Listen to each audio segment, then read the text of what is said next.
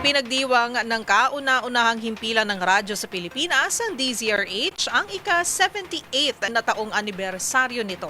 Kasabay ng pagdiriwang, nakiisa ang mga solidong tagapakinig at taga-suporta upang makasama ang kanilang mga pinakamamahal at inaabangang broadcaster ng istasyon. Ang mga nangyari silipin sa report ni James Galange.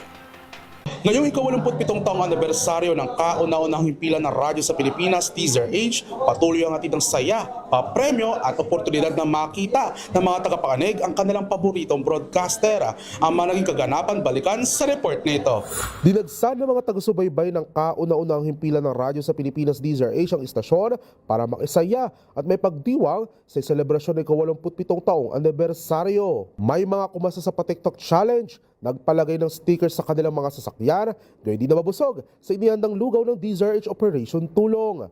Nagkaroon din ng pagkakataon na ma-meet ng mga tagapakinig ang kanilang mga inaabangang broadcaster at mapagpa-picture kina Katon Ying, Jenny Baha, Angelo Palmones, Sister El at Lakay Deo Makalma.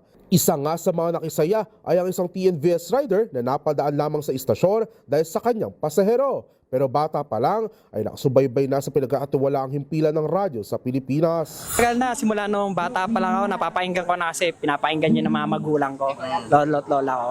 Kaya hanggang ngayon talagang tumatak sa isip na DZRH.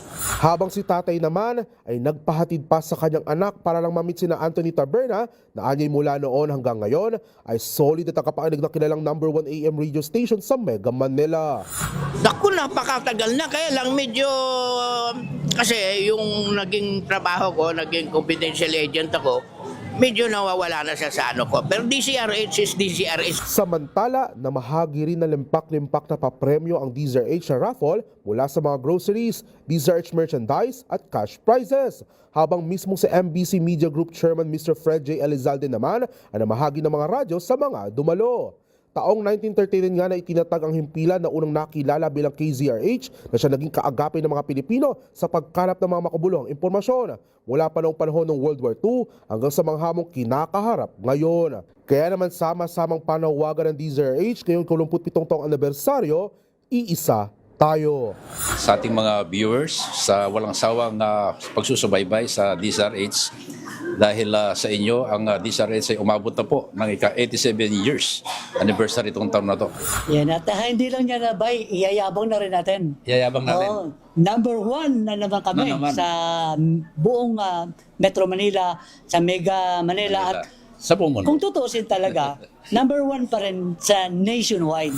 Para sa MBC TV Network News, ito si James Galange ng DZRH TV. Una sa Pilipinas, una sa Pilipino.